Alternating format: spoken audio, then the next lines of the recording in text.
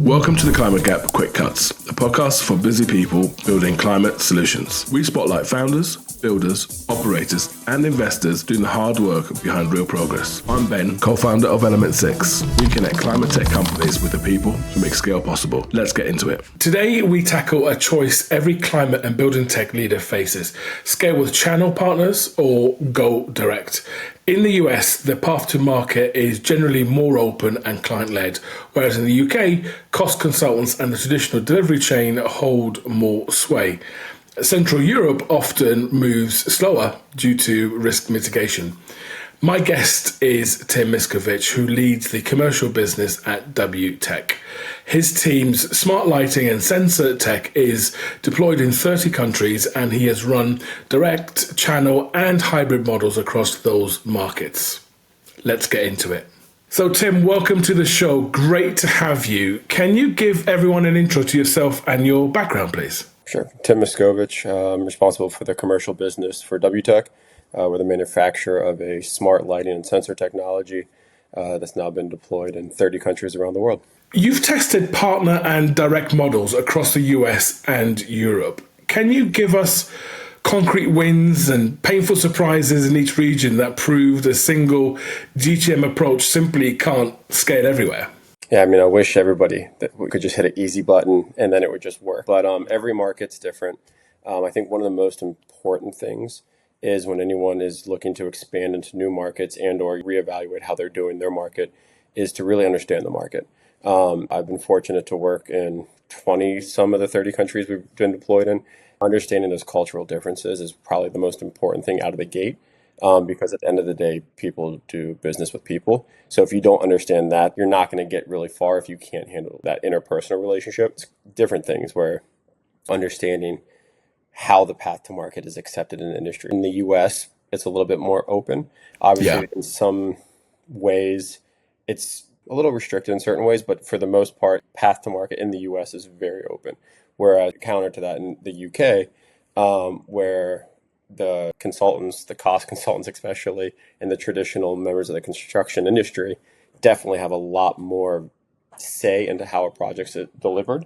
Whereas counter that in the US, the client is usually a pretty strong client and they're paying the bills, so what they say goes, and they'll get less restriction from the consultants and others as you would see in the UK. Or going over into Central Europe, I was fortunate to spend a couple of years of my career in Germany, where there's definitely some hesitations to new things, but that's more of just, that's be more of a cultural aspect versus the technology aspect. While they do a lot of great advanced projects in Central Europe, a lot of that fear of the unknown, fear of risk mitigation definitely has delayed projects from being executed in the way that they were initially designed. And then, taking that over into India, Southeast Asia, where other market factors kind of direct how business is done there. Kind of focusing in on US and Europe today, that blend of direct versus channel. It's going to be different for everybody. It depends on the industry. For us, as a manufacturer of hardware, we don't necessarily have the luxury in certain markets to go through channel because that type of channel just doesn't exist in that market, and we either need to go in directly and or make that channel as we go. So, it's looking at that and understanding what the market requires and then what we require as a business, and finding that harmony and that ratio of direct versus channel, and then going from there. Yeah. You've laid a big footprint across the globe with your travels, so I'm sure there's many more insights people could pick up on. So channel partners can boost speed but shave margin. Direct sales grant control but demand resources. How do you balance these trade-offs, and what formula guardrails for each market would you use? Okay, how much time you got? So it's direct is great because it's your own people. 24/7, 365 are pushing for your product. Whereas channel speed to market, but also you shave margin. I wouldn't say seeing that so much as like shaving margin, because really you're getting that workforce without having that burden on your cash flow on your daily business, and you're only really paying them once the revenue is earned and received. So I think that's one thing that, depending on how your back end margin and all that stuff, you just got to look at it and understand what that really looks like.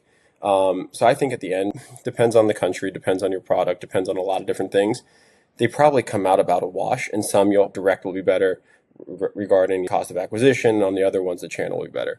For us, it's really, our method is we use a lot of data. Obviously, at the end of the day, you got to look and understand what's going on in the market, what can be done, and make good business decisions. So for us, I'd say we break it into 3 buckets. And then we look at that. One is where we're doing purely direct sales. 2, where we're doing direct sales with a mix of channel sales as well. And 3, where we purely channel. The first one is going to be region. Where are we? For us, we do heavy direct sales in the US, UK, Irish, Central European markets, as well as India. And that's because that's where we have people present. So that's the first factor. And then coming into that, what does the market expect? So looking at more traditional channel-based markets where it could be the US, India, past to market that usually require 2 or 3 parties in between. So that would be that one factor. I'd say looking at it and understanding that ratio is, what is your company's goals? Do you have a big team? Do you want to scale fast with a small team? And then using those decisions based on that information to decide how you're going to scale. But then going into a market, as I said earlier, it's figuring out what are those cultural norms and figuring out, is there already existing channel in that market that you can latch onto to help build your sales? Or are you going to have to build that from scratch? And at that point, you might as well go direct. Your approach is letting data, not gut, drive your GTM. Which hard metrics like deal velocity in partner-led markets or customer acquisition costs in direct territories first made you pivot? And can you walk us through the numbers and how they reshaped your strategy? Yeah. Data, we sell our product on data. Smart buildings are based around data. So for us not to use data and how we operate as a business would be, crazy. So it's there's a ton of them out there. There's a couple key ones that I like. Obviously, deal velocity. How fast is a sales cycle? How fast are we going through those different gates? That's super important, but not the only metric. Obviously, you can't just say one really drives everything. You have to look at different ones because then it's the never-ending quality versus quantity. Deal size versus how many deals. 20 deals at 100 versus one at 20,000. It's that math there and seeing how that looks. Obviously, during that deal velocity scale, you'll see what gates deals get closed at. So understanding where you're losing deals, at what phase are you losing deals, how long in that journey does it take for you to understand where you're at in that. But I would say, as a mixture, taking those handful of deals, deal velocity, deal size, quantity of deals, what percentage of deals you're losing, those would be kind of those main couple for anybody, for any basic sales organizations to understand. You mentioned cost of acquisition. That's an interesting one, especially when you're looking at channel versus direct. I would say, we measure that, but I would say that's not necessarily a major deciding factor for us. It's more just kind of looking at it to understand where that is. It's going to be more, for us, is going to be more internally that the cost of acquisition plays a role to a degree when you want to look at growth and scale. But when you're in your actual daily operations, it's going to be more about, how many deals you're actually closing. Cost of acquiring a deal only is more of a luxury statistic, I guess, when you're looking at that scale, when you're versus, scaling up, building back, and then understanding what factors are at play when your win rates and everything else comes into play. Yeah. Get it. So institutional mindsets can kill GTM no matter what your plan is. Where have you encountered the toughest cultural headwinds, and how have you had to battle that inertia between channel and direct across different territories? Yeah, so I'd say strongest headwinds, focusing on the smart building topic. I think anybody who's watching this, we've all experienced headwinds, regardless of the market, regardless of the product, regardless of the segmentation, because, in this industry, change is scary for a lot of people in the traditional institutions. Every region's a little bit different, as we said, but looking at it from the customer basis, what customers are more willing to try new things. Obviously, coming back to the US, everyone is willing to try something new. I'd say even in Europe, most of the end users are willing to try something new and definitely excited about it. Maybe in, markets like Southeast Asian market, maybe not as open to trying new technologies, whereas India, wide open. So I'd say across the world, I'd say the actual occupant, the building owner, the tenant, they're usually pretty open to trying things that are going to make their buildings smarter and more sustainable. That's pretty much there. I'd say the headwinds would come more into that second layer, really more around the advisors and the consultants that are surrounding the owner or the tenant in that space. And in that, definitely an interesting one, because you're lumping everyone into one group, but it's not true. Obviously, there's open and resistor. There's people open to change. There's people resistant to change in every market. But I would say in the U.S. market, I would say generally speaking, it's a pretty welcoming and open market. Obviously, you still have those that are resistant to change and the naysayers, but we're seeing those phase out with time as smart buildings are being realized everywhere, from Class A Manhattan to middle of nowhere central U.S. In small towns. We're seeing smart buildings go up now with the changing, evolving landscape of the U.S. market. The UK and Irish market was definitely a little bit more resistant to change. Obviously, they're still in with the cost consultants and others in the UK Irish markets. But I would say as a whole, we're seeing a lot more smart building consultancy coming out of the UK and Irish market, especially for Central Europe, Middle East. And so those ties are changing as well. And then obviously into Central Europe, where I'd say that the change has been resisted the most. But those ties are also changing with some of the smartest buildings going up now in Europe. So I'd say, that resistance is there, but it's definitely changing for the positive. Now, having smart and sustainable buildings isn't a nice to have, it's a must have for most. Right. Okay. Well, it's nice to see that progression has shifted as mindsets adapt. If you could mandate one metric across all partners and direct reps, no matter the region, to kind of unify performance and incentives, what would that be? One metric to unify across direct and channel.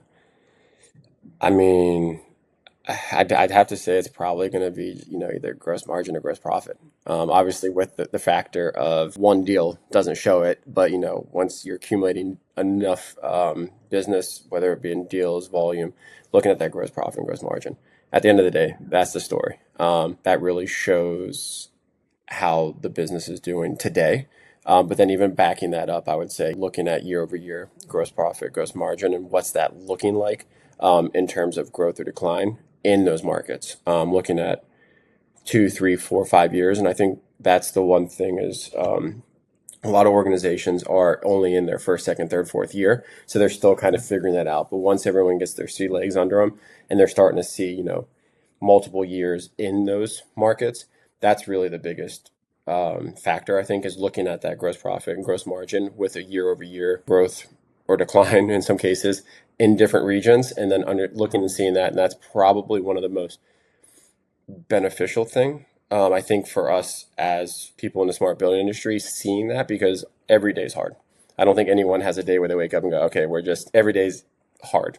We're doing something, we're educating, we're changing markets, we're changing systems, we're changing so much. I think looking back at that and seeing that year over year growth, sometimes it's small, sometimes it's big. Some markets are bigger, some markets are smaller. But I think seeing that progression is the most important thing for us, because that's showing that buildings are becoming smarter, buildings are becoming more sustainable, and that we're doing our jobs and that we're changing the world for a better. Yeah. Okay, that's fantastic. Thank you, Tim. I'm sure there's going to be a lot of nodding heads in the audience as they listen to this. your experience really gives that kind of context in terms of the different approaches people could and should be making across the industry. So, yeah, thank you very much for your time. I really appreciate it. Thank you.